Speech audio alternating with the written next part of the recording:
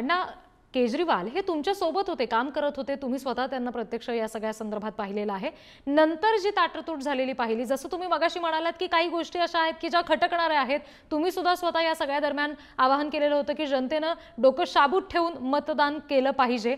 या सगळ्याकडे आपण कसं पाहता? जी हार सध्या आपच्या हाती येते, 11 वर्षांनंतर दिल्लीच्या जनतेनं त्यांना नाकारणं, याच्या मागची आपल्याला वाटणारी कारणं?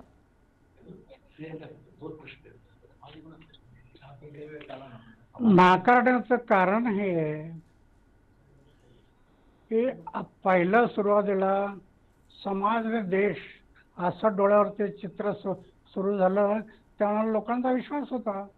दारूचं दुकान काढायचं, दारूचे लायसन घ्यायचं, दारू विक्रीचे लायसन द्यायचं, हे ज्यावेळेला सुरू झालं त्यावेळेला लोकांचा विश्वास कमी झाला आणि लोकांच्या समोर नजरेसमोर आलं की हे पैसा आणि सत्तेच्या मागे लागलं.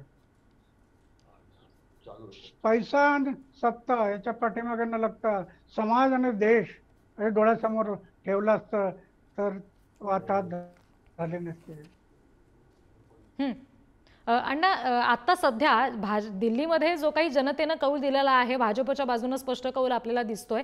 जशी सत्ता मिळेल तशी मोठी जबाबदारी सुद्धा आता भाजपवर येणार आहे. अगदी छोटीशी गोष्ट, छोटीशी चूक सुद्धा पक्षाच्या प्रतिमेपर्यंत परिणामकारक ठरू शकते. आपल्याला असं वाटतं की आता दिल्लीच्या जनतेनं जो निर्णय घेतलाय तो योग्य आहे, भाजपला हे सगळं पेलवेल आणि हे सगळं आता सकारात्मक वाटेनं जाईल, सकारात्मकतेच्या, असं आपण समजता का?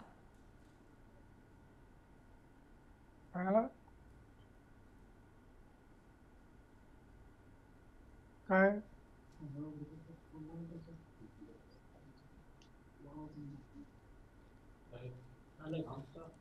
अण्णा, माझा आवाज तुमच्यापर्यंत पोहोचतोय का? भाजपची जी काही सत्तेच्या दिशेने आता वाटचाल सुरू आहे असं आपण म्हणतोय, जो काही जनतेनं कौल दिलेला आहे तो सकारात्मक आहे, दिल्लीच्या हिताचा आहे, असं आपल्याला वाटतं का? शेवटी मतदार हा राजा असतो जी, त्यांच्यावर विश्वास ठेवला पाहिजे आणि ते बरं का वाईट ते पुढे आहे, पण कौल दिला ना विश्वास ठेवला पाहिजे. बरा वागला नाही तर काढून टाकतील,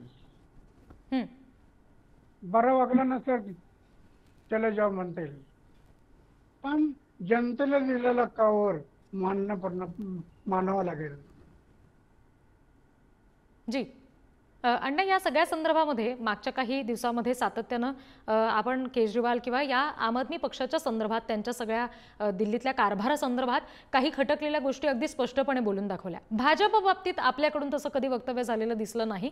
त्यामुळे आता जर भाजप सत्तेत येतंय तर ते सगळं व्यवस्थित भ्रष्टाचार मुक्तपणे दिल्लीचा हा कारभार पुढे नेतील, राजधानीचं हे तख्त सांभाळतील, असं आपलं मत आहे का? भाजपविषयी विशेषतः बोलायचं झालं तर आपल्याला काय वाटतं?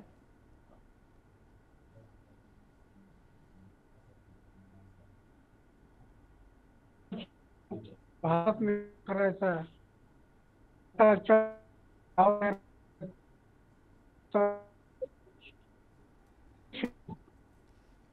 जी, निश्चित ज्येष्ठ समाजसेवक अण्णा हजारे जी आपल्याशी जोडले गेलेले होते, त्यांनी पुढाई न्यूजला प्रतिक्रिया सुद्धा याबाबत दिलेली आहे, दिल्लीच्या सगळ्या हाती येणाऱ्या निकालांबाबत. धन्यवाद अण्णा, तुम्ही आमच्याशी बोललात की सविस्तर प्रतिक्रिया दिली त्यासाठी. सध्या ज्येष्ठ समाजसेवक अण्णा हजारे आपल्याशी जोडले गेलेले आहेत, त्यांच्याशी आपण या सगळ्या संदर्भात बोलणार आहोत.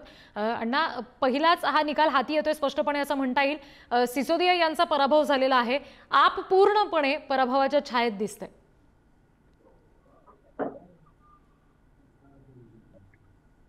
जशी करणी तशी भरणी, जशी कृती तशात म्हणजे भरणी असते.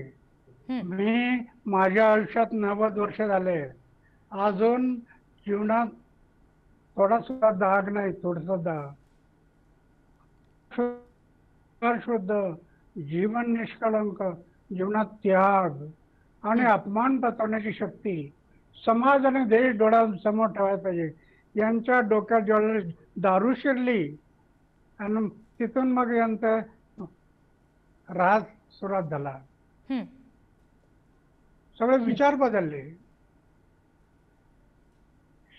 दारूसाठी दिवाळी, समाजाची सेवा, गावाची सेवा, हा तो दूर गेला. आणि सगळे ते-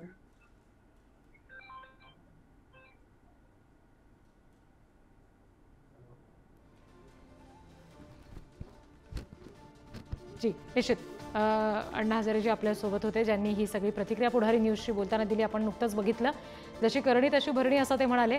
एकीकडे भ्रष्टाचाराच्या विरोधात लढण्यासाठी म्हणून उभा झालेला आम आदमी पक्ष होता, ज्यांच्यावर आताच्या काळात भ्रष्टाचाराचेच मोठे आरोप झाले.